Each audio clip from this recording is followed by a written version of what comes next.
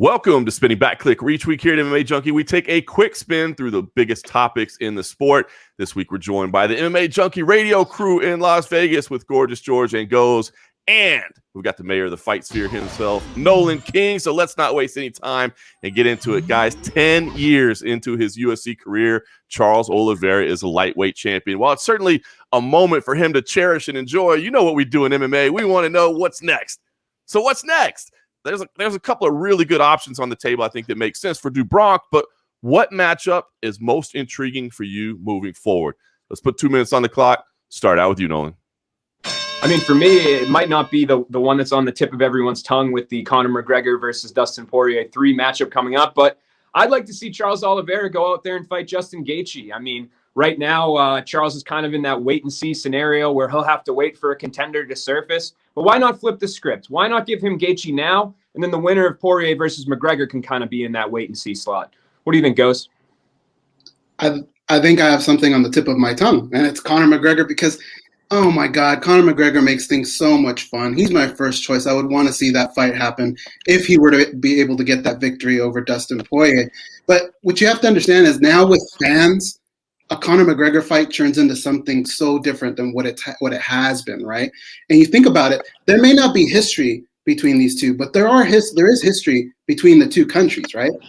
I think Brazil wants to get one back with Jose Aldo, and I know a lot of people will say, look, Conor McGregor needs a dance partner, somebody to shout back at him, but Aldo didn't really speak much English, and somehow that turned into one of the biggest rivalries the UFC had ever seen. So I like the Conor McGregor matchup. What do you think, Georgie? I like what you both said. So obviously the low-hanging fruit has to be Poirier and McGregor, and it doesn't get any more intriguing than McGregor, and that was the key word, what intrigues you the most. But I do want to add to it. It's just that you might have to have some patience, and I want to see it in Brazil, all right? And McGregor has said, I want to get one of them fights in Brazil. Now, I know he's more of a New York guy and a Vegas guy because of the ability to, rock the place, rock the house, and the fans are back. But I still think Brazil can pull off a stadium show like they did. Now, where I'm hesitant is because of coronavirus and Brazil obviously being one of those countries that's getting hit hard. So the intrigue might have to wait. But it's got to be Poirier, McGregor, him first, and then obviously Justin Gaethje. But I want to see it in Brazil. He had to put up with USA chants when he was in Houston. Now he should get the benefit of, vamos head in his favor. Crazy how quick things change, right? I don't think we ever would have thought about Oliveira versus McGregor before, but hey, and Oliveira was even talking a little trash back the other night. He was snapping back a little bit at the press conference, so we'll see how it happens. Of course, we know we got Dustin Poirier ahead of that, so we'll see how it all plays out. Now, guys, Michael Chandler's Cinderella run in the UFC kind of came to an end there. He didn't get quite to the title that he wanted, but he says, listen, I will be back. I will be a champion within the next 12 months.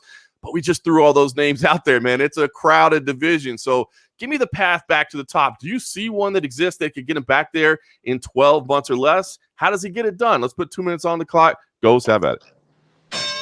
Unfortunately, no. I don't see a path that will get him there. And it doesn't have to do with Michael Chandler's skills. It doesn't have to do with his will, his hunger. He has all of that. What it has to do is he's in one of the top divisions in all of mixed martial arts. There is killer after killer after killer, all right? And Michael Chandler needs a little bit of rest. So right away, those 12 months need to turn into about 10 months because he needs to take some time off. He's been in camp after camp after camp. Don't forget, Conor McGregor is one of the guys that's involved in all of this. And once Conor McGregor gets introduced to things, the rules just don't apply, guys. So it's going to be very difficult for him to get back in the time frame that he wants. I think he will do it eventually. I'm looking at somebody like an RDA. I think that's a decent matchup, or maybe a Gregor Gillespie, but I don't think he should get back in there right away, and especially 12 months. I think that's impossible. What do you think, George? Well, like Gil said, if you go back to August of 2020, he's had 4 camps, 4 weight cuts, and 3 fights. Because remember, he subbed in Abu Dhabi but didn't fight.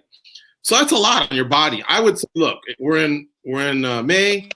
Give me May, September to hang out with Hatman. That's his son and his wife, Bree.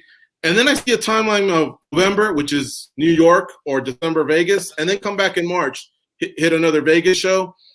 And then I think he needs 2 wins is what I'm getting at. And then he could fight for a title, International Fight Week of 2022, except that's 14 months, not 12. What do you think, Nolan?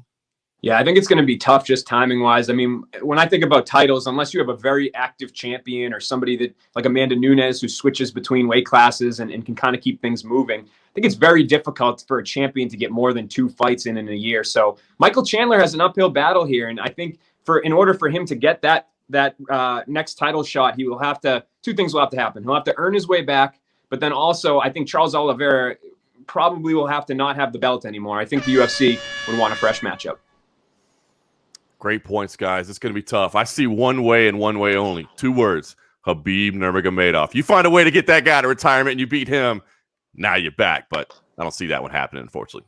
All right, guys. Tony Ferguson came up short once again. He now has 3 consecutive losses, but he's taken to social media and said, hey, don't write me off just yet. It's still time for some CSO. You know what I'm saying? So what do you want to see? I mean, are there fights that still make sense to you for El Cucuy? Or is it time to have that difficult, talk with him about the decision to be made? I know it's a tough one to lay out there, but let's put 2 minutes on the clock. George, Tony's a legend. What does he do next?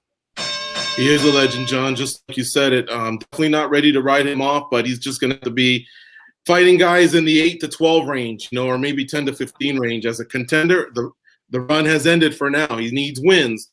But, I'm a guy that really loves it when fights are built off heat. And him and Chandler were kind of going at it at that press conference. They both have their stories as to what should have or should not have happened in, late 2020.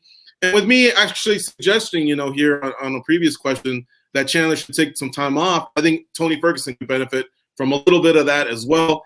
And maybe these 2 could fight, like I said, in November or December of this year. I'd love to see Chandler versus Ferguson.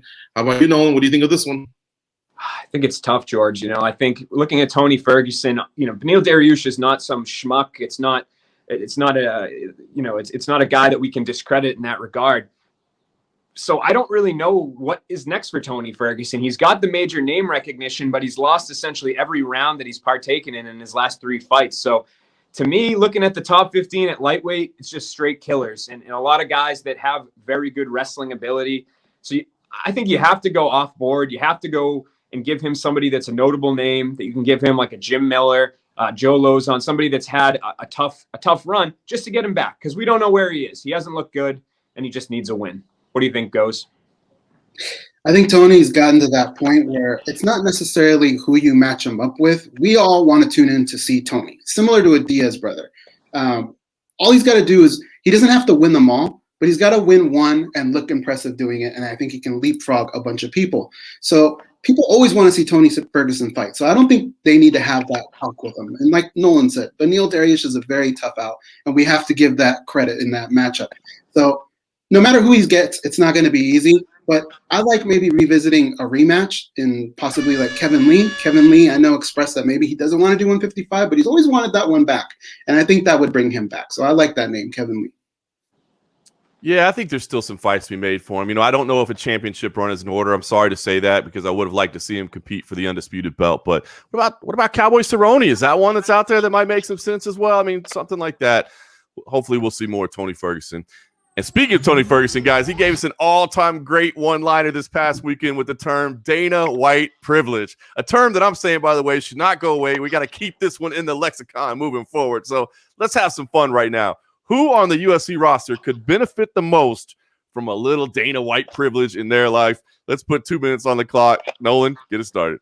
I feel like I'm answering a lot of questions with this man, but Justin Gaethje, again, I mean, the guy is one of the best lightweights in the world. He's just in limbo right now. I mean, he's sitting up there in the top of the rankings, and nobody's talking about him. Nobody is focusing on him. Nobody's forgetting that the only loss that he's had recently was to the ex-champion Khabib Nurmagomedov. So to me, I don't understand why Gaethje is not at least in the discussion. And I mean, that's the point of Dana White privilege, right? Giving people that little bit of shove, the little shove up the ladder, and kind of penciling them in into the title conversation. So Justin Gaethje, I think should get more respect than he's getting. What do you think, Ghost?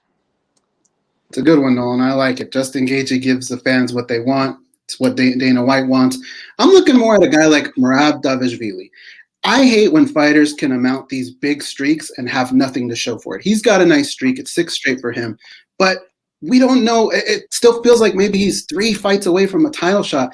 I think he needs to get some kind of main event fight, a 5-round fight. Cody Staman's no joke. That was a tough fight, and he handled that one. So I think he deserves to get one of these strong veterans that he's asked for. Somebody like a Marlon Moraes, a Dominic Cruz. I know that he liked the Marlon Moraes matchup. Come on, Dana White. Give him some Dana White privilege. I think that's the matchup to make for Merab Dvalishvili. Who do you got, George? You guys left me some good ones here. But I think the one that stands out is GSP. Just let him go box. He hasn't fought for you in 4 years, and it had been 4 before that one. Seems like you guys are done. Let him go out there and make some money. That said, oof, man, did you see Dana White? You bring up the T word, and you'll get the F word. So, all right, let's put that one on the side. Oh, settle it with John Jones. This is the fight that the fans want to see, him versus Ngannou, or the winner of Ngannou versus Lewis. Come on, man. He's one of your all-time greats, and that's what you do, Dana White. Give the fans what you want. So these two guys are legends, and I think you should give some DWP to either one of these guys. A little DWP. I'll tell you one that stuck out to me as well, and it's somebody that might have benefited from a little Dana White privilege in the past. Joanna Jędrzejczyk. She's in a tough spot right now with Rose Namajunas as a champion. She only wants big fights. I think she might need a little Dana White privilege in her life to get that next title shot. Guys, Bellator 259 is this weekend. There's a headline rematch between one of the greatest females of all time and Chris Cyborg, and of course the always durable Leslie Smith, who can always be counted on to go out there and brawl a little bit. But this is a solid card, top to bottom. So give us the fight outside of the headliner that you're looking forward to most this weekend at Bellator 259. Goes 2 minutes on the clock. You get started. I'm really liking this Austin Vanderford Fabian Edwards fight. I think stylistically they just match up really well.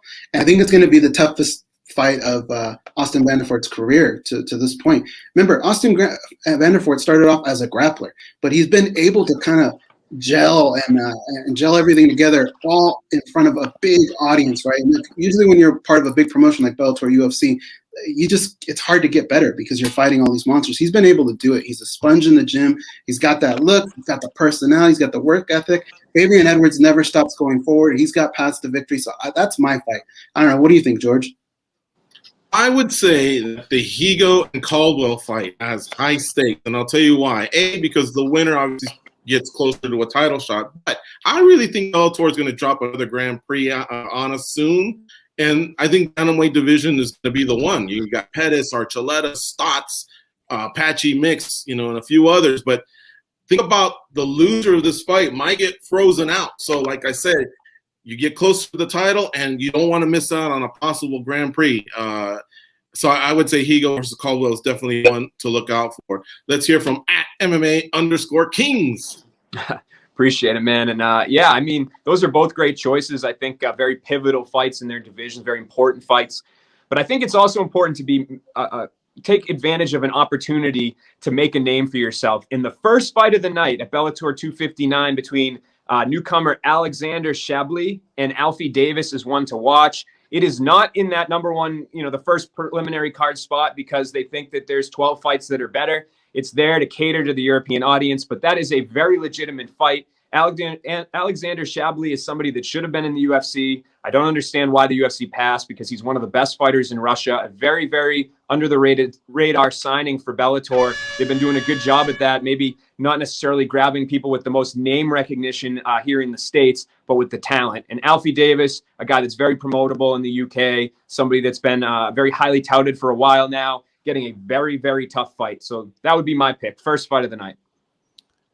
Man, when you're the mayor of the fight sphere and you're willing to pick the first fight of the night, you get to go long on the clock. That's just the way it is right there, man. You're showing the depth of knowledge. But listen, it is true. Bellator's cards are getting so much better than they have been at any point previous in the organization's history, man. You got fights to watch top to bottom. So solid picks all the way around, guys.